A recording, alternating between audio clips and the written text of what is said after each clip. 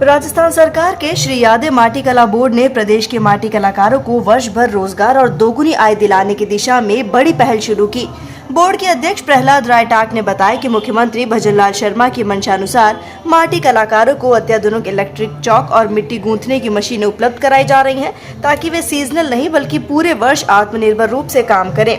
इसके साथ ही महिलाओं को भी आजीविका के माध्यम से मिट्टी उत्पाद निर्माण में रोजगार दिलाने की योजना पर काम चल रहा है।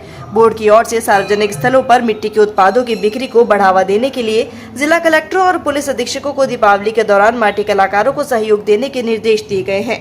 राज्य में पहली बार माटी का लाल पुरस्कार समारोह आयोजित किया जाएगा, जिसमें जिले दर जिले श्रेष्ठ माटी कलाकारों को सम्मानित किया जाएगा।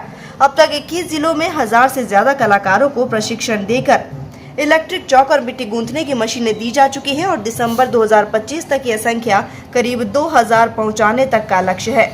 इसके अलावा दीपावली के बाद 25 नए ट्रेनर्स का एक बैच खुर्जा उत्तर प्रदेश में प्रशिक्षण के लिए भी भेजा जाएगा।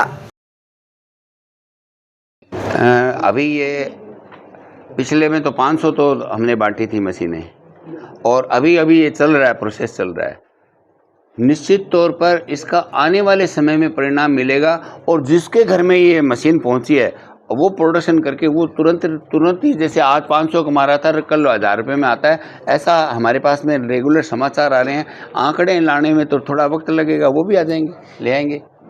और दूसरी माटी के पुरस्कार के बारे में देखिए, हमारा खाली ये अभी चलो बोर्ड के पास में तो साधन इतना ही है, लेकिन हम जिला उद्योग केंद्रों को वहाँ नॉमिनेट, उसमें क्या कहते हैं उसको, हमारे नोडल ऑफिसर बना के उनके पास में प्रविष्टियाँ ले लेंगे, चेक कर लेंगे, समाज वहाँ दिखा लेंगे। लोकल लेवल पर देखेंगे तो ही पता लगेगा ना।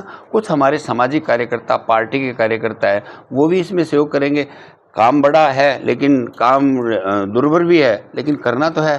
तो हम निश्चित तौर पर जितना संभव हो सकेगा उतना हर जगह से उनमें से 2-2 कलाकारों को निकालें, और फिर बाद में जब पूरे राज्य से अंदर वहाँ यहाँ हम हो सकता है उनकी प्रदर्शनी करें, उनका डेमोन्स्ट्रेशन देख लें और उसके आधार पर करेंगे, जूरी बिठाएंगे, करना पड़ेगा काम। तो पुरस्कार जैसा कि आपने कहा कि दीपक का है मेन, लेकिन इससे पहले तो बहुत कुछ चीज़ें होती थी, जैसे मिट्टी के अपने तवे होते थे, पानी के मटके होते थे, गुल्लक होते थे, रोजमर्रा की चीज़ें होती थी, लेकिन धीरे धीरे कम होकर हम दिए पे आगे सब नहीं उसको कैसे जागरूक नहीं मेरा ये कहना है कि हम तो ये कह ही रहे हैं, खुद ही कह रहे हैं, माटी कला बोर्ड का और राजस्थान सरकार का एक ही सोचना है कि ये लोग सीजनल काम क्यों करें, गर्मी के अंदर मटके बनाएं और सर्दियों में आते ही दिवाली के दिए बनाएं। नहीं, ये जो हमारे रोज़मर्रा के आज की तारीख के अंदर वैज्ञानिक रूप से लेबोरेटरियों में ये सिद्ध हो चुका है कि मिट्टी के बर्तनों में खाना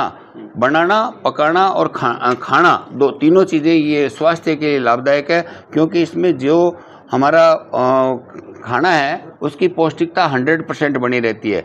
एल्यूमिनियम के कुकर के अंदर तो 60% नष्ट हो जाती है और 20% एल्यूमिनियम के पार्टिकल उसमें आ जाते हैं जो कैंसर कारक है। इसी तरीके से प्लास्टिक के अंदर जो गर्म चीज़ डालते हैं, चाहे चाय भी है, प्लास्टिक के कप में डालते हैं, थैली में लेके आते हैं लोग बाग, पता नहीं होता, हम अनजाने में बहुत बड़ा अपनी सेहत से खिलवाड़ कर रहे होते हैं। उतनी देर में तो वो जो प्लास्टिक का पार्टिकल है वो आ जाता है उसके अंदर, वो हमें नुकसान पहुँचाता है। तो जो एक कुल्हड़ का है या और है, तो अभी तो लोग बाग ये कल्चरल कहाँ से आ रहा है, कल्चर चल पड़ा है कि 5 स्टार होटलों के अंदर मिट्टी के हांडियों में दाल बनाना, सब्जी बनाना, और टेबलों पर आपको मिट्टी की हांडियों में सर्व करना, उसका बर्तनों का सर्व करना शुरू हो गया है, और मिट्टी की थालियाँ, लोटे, कप, प्लेटें, सब कुछ उसमें हो गया है। ये धीरे धीरे प्रचलन बढ़ रहा है। देखो, किसी चीज़ का समय आता है। मैं आपके ध्यान दिलाना चाहूँगा कि भारत में ऋषि मुनियों ने क्या वो इतने अनजान थे कि अभी धातु का उपयोग नहीं कर सकते थे? आप चाहे मोहनजोदड़ो हड़प्पा की खुदाई देख लो, कहीं की भी खुदाई देख लो, मिट्टी के बर्तन ही मिलेंगे आपको उसके अंदर आज भी सुरक्षित या उसके अंदर। तो इसका क्या अर्थ था कि वो जानते थे भी यही स्वास्थ्यवर्धक है, इसी का उपयोग करना। उसको दोबारा आ जाएगा, एक कोई फेज आता है, अब फेज बढ़िया फेज आ रहा है हमारे इन आर्टिजन्स के लिए, शानदार वक्त आ रहा है, बड़ा अच्छा काम चलेगा।